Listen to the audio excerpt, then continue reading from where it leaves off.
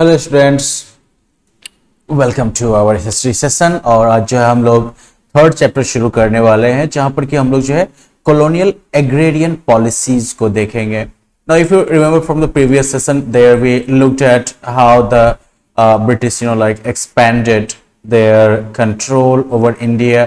और हमने ये देखा किस तरह से मर्केंटाइलिज्म जो है वो किस तरह से यूरोपियन पावर्स के अराइवल और उनके एक्सपेंशन एफर्ट्स के लिए जो है रिस्पॉन्सिबल एक या मोटिव रहा था। अब हम ये देखेंगे कि एक बार जब अंग्रेजों का कब्जा हो गया इंडिया में, उसके बाद इन्होंने क्या क्या गुल खिलाए, क्योंकि ये सिर्फ जो है इन्होंने अपने आप को अब व्यापारी तक ही सीमित नहीं रखा, इस व्यापार के आगे भी इन्होंने जो है बहुत कुछ किया। हम ये देखेंगे कि किस तरह से रूरल ग्रामीण क्षेत्रों में किस तरह के बदलाव लाए गए, फिर जो लैंड रेवेन्यू सेटलमेंट्स के जो सिस्टम इंट्रोड्यूस किए गए, परमानेंट, महालवाड़ी और रैयतवाड़ी सेटलमेंट सिस्टम्स, इनके बारे में, और फिर किस तरह से खेती के कॉमर्शियलाइजेशन की कोशिश की गई। तो खैर काफी कुछ है इधर देखने के लिए हमारे पास। Now, in the previous chapter, we saw that land revenue was the most important source of income for the colonial government. Right? हमने ये देखा था कि जो colonial government बनी थी इंडिया में, तो land revenue जो है जमीन से वसूला जाने वाला जो लगान या टैक्स था, वो उनके आमदनी का सबसे इंपॉर्टेंट जरिया था, सबसे इंपॉर्टेंट सोर्स था। And that is why it was necessary to establish a system of estimating and collecting land revenue from the peasants. और इसलिए ये आवश्यक था कि किसानों से जो लैंड रेवेन्यू वसूला जाएगा, तो उसका एस्टिमेट लगाने के लिए कितना वसूलना है, किस तरह की जमीन से कितना वसूलना है, ये हो गया एस्टिमेट लगाना, ठीक है ना, और फिर कलेक्ट करना। तो लैंड रेवेन्यू जो किसानों से वसूला जाना है, तो उसको एस्टिमेट करने और उसको वसूलने का जो सिस्टम है, ये एस्टैब्लिश करना जरूरी था। Now various revenue systems came to be established in different parts of the Indian subcontinent. कई तरह के लैंड रेवेन्यू सिस्टम्स जो हैं वो इंडियन सबकॉन्टिनेंट के अलग अलग हिस्सों में लागू किए गए थे। तो we will discuss these things and their impact in this chapter. इसके अलावा जो हम ये भी देखेंगे किस तरह से जो कॉमर्शियल फसलें थी, ओपीएम की और इंडिगो की, यानी अफीम और नील की, इसने किस तरह से जो है ब्रिटिशर्स को हेल्प किया profitable balance of trade maintain करने में, जहां इसकी वजह से जो है इंडियन किसान जो थे उनका एम्पावरमेंट होता गया, उनको जो है गरीब बनाया जाता रहा। So let us talk about changes in the rural setup. During the ancient and medieval periods, farmers who cultivated a piece of land held it for a very long period.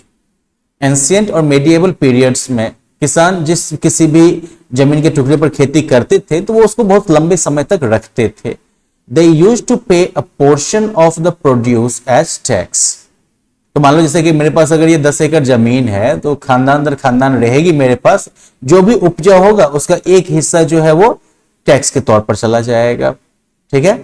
और अब बदले में जो है उस जमीन पर जो खेती करने का अधिकार है, वो जो है किसान का सुरक्षित रहता था। तो यहां पर क्या था कि बस उपज का एक हिस्सा देना है, तो कितनी उपज हुई उसके आधार पर यह तय होगा, है कि नहीं। अगर मान लो कि 40 किलो जो है एक कट्ठा में हुआ, तो फिर 40 किलो में से अगर 10वां हिस्सा देना है मुझे टैक्स में, तो मैं 10वां हिस्सा टैक्स में दे दूंगा 4 किलो।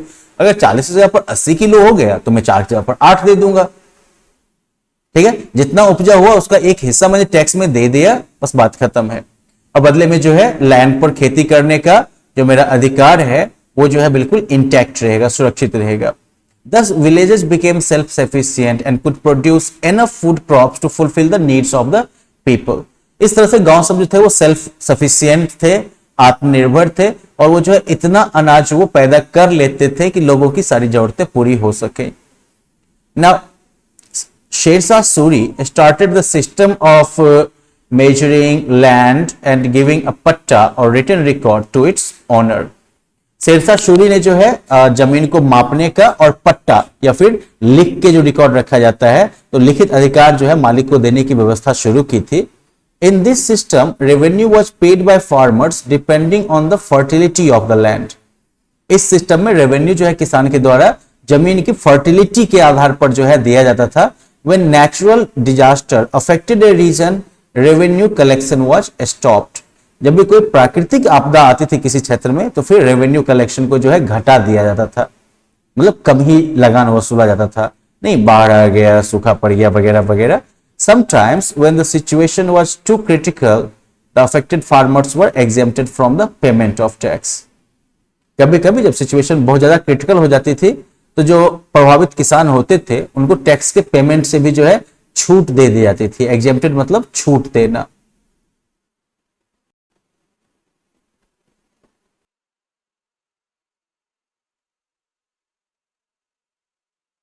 तो इस तरह से मान लो कि किसान फ्रेंडली टाइप का ये अरेंजमेंट था।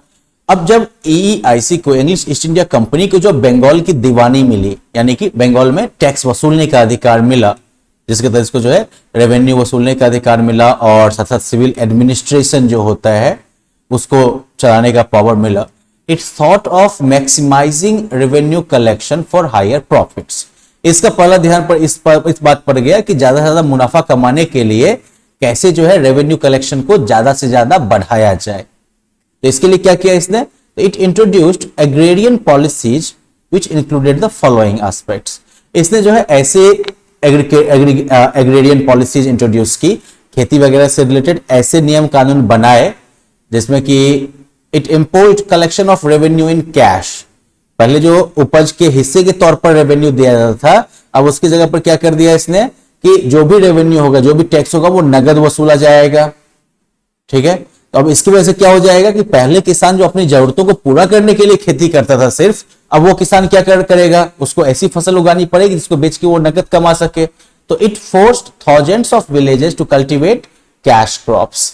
इसकी वजह से हजारों गांव जो थे उन लोगों को जो है नकदी फसल को भी उगाने के लिए मजबूर किया ईस्ट इंडिया कंपनी ने।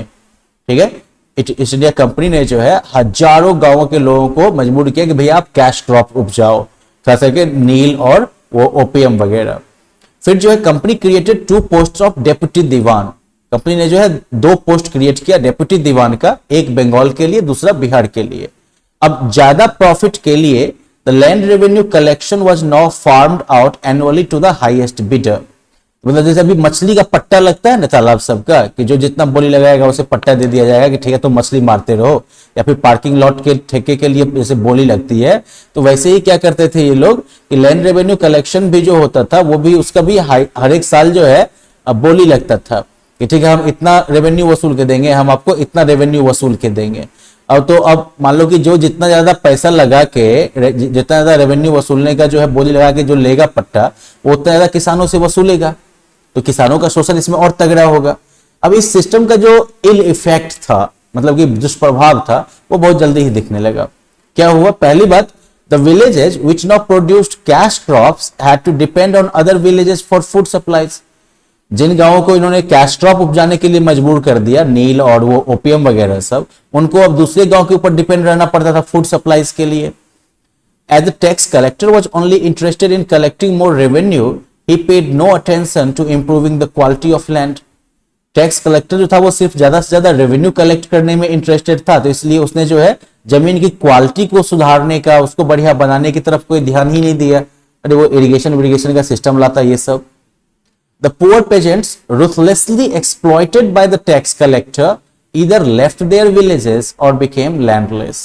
जो गरीब किसान बेचारे थे, जो बिल्कुल जो है निर्दयता पूर्वक, रुथलेसली मतलब हो गया निर्दयता पूर्वक, जो निर्दयता पूर्वक जिनका की जो कि शोषित किए जाते थे टैक्स कलेक्टर के द्वारा, तो वो या तो अपना गांव छोड़ दिए, नहीं तो फिर जो है भूमिहीन हो गए। Agricultural production declined, long term में जो खेती की उपज वगैरह थी वो घटती गई। Simultaneously trade and commerce also suffered a setback. साथ ही साथ खेती पर जो असर पड़ा, जो व्यापार वगैरह की गतिविधियां थी उनमें भी जो है झटका लगा। Indian goods were bought at low rates and sold back in Europe at much higher prices। Bharat में जो सामान बनते थे उनको जो है कम दाम पर जबरदस्ती खरीदा जाता था और इसको जो है यूरोप में खूब ज्यादा दाम पर बेचते थे, तो इससे ईस्ट इंडिया कंपनी का मुनाफा खूब तगड़ा होता था। Indian weavers and artisans were compelled to work under harsh conditions and their skills were ruined। तो इंडिया के जो बुनकर सब थे, कलाकार सब थे बेचारे सब, इन सब को जो है बहुत ही विपरीत परिस्थितियों में काम करने के लिए मजबूर किया जाता था। कंपेल मतलब मजबूर करना, और उनके स्किल को बर्बाद कर दिया जाता था, है ना, क्योंकि आदमी का गुण या आदमी की कला कब सुरक्षित रहती है? जब वो अपनी मर्जी से अपने हिसाब से काम करता है। अब जबरदस्ती आप उसको जो है गधा की तरह काम करवाइएगा तो फिर बेचारे का सारा कला ही खत्म हो जाएगा ना। अब ये जो हुआ तो it also harm the interest of the EEIC as a trading company. East India जो इंग्लिश ईस्ट इंडिया कंपनी जो थी, व्यापार करने वाली कंपनी के तौर पर जो इंग्लिश ईस्ट इंडिया कंपनी का हित था, उसका भी नुकसान पहुंचा इससे। Its officials realized that a systematic approach to land revenue collection was needed to secure the maximum amount of revenue in a timely, predictable manner. East India company के जो ऑफिशियल्स थे उनको एहसास हुआ कि लैंड रेवेन्यू कलेक्शन के लिए एक सिस्टमेटिक अप्रोच की जरूरत थी। ये नहीं कि हर एक साल बोली लगाया जाए, ताकि जो है एक टाइमली तरीके से, एक प्रेडिक्टेबल तरीके से, मतलब प्रेडिक्टेबल मतलब अंदाजा लगा सके जिस चीज का आप, एक टाइमली और प्रेडिक्टेबल तरीके से जो है ज्यादा से ज्यादा रेवेन्यू जो है वो आ जाए। So they initiated various land revenue settlements, और इसलिए उन्होंने जो है कई तरह के लैंड रेवेन्यू सेटलमेंट्स जो है वो इनिशिएट किए। तो चलिए यहाँ पर हम लोग एक छोटा सा ब्रेक लेते हैं, आगे जो है हम लोग फिर मेजर लैंड रेवेन्यू सेटलमेंट्स की बात करेंगे। एनीवेज यहाँ पर जो एक बस छोटी सी जानकारी ले लीजिए कि ये जो रेवेन्यू मैक्सिमाइज करने की जो भूख थी इनके अंदर, उसी की वजह से 1770 का बंगाल फैमिन हुआ, जिसकी वजह से जो है बंगाल की 1/3 जनसंख्या जो है वो खत्म हो गई, मर गई। और agriculture was abandoned in many parts of Bengal, Bengal के बहुत सारे हिस्सों में खेती छोड़ दी गई। The richest province of India had the first taste of impoverishment under the colonial rule.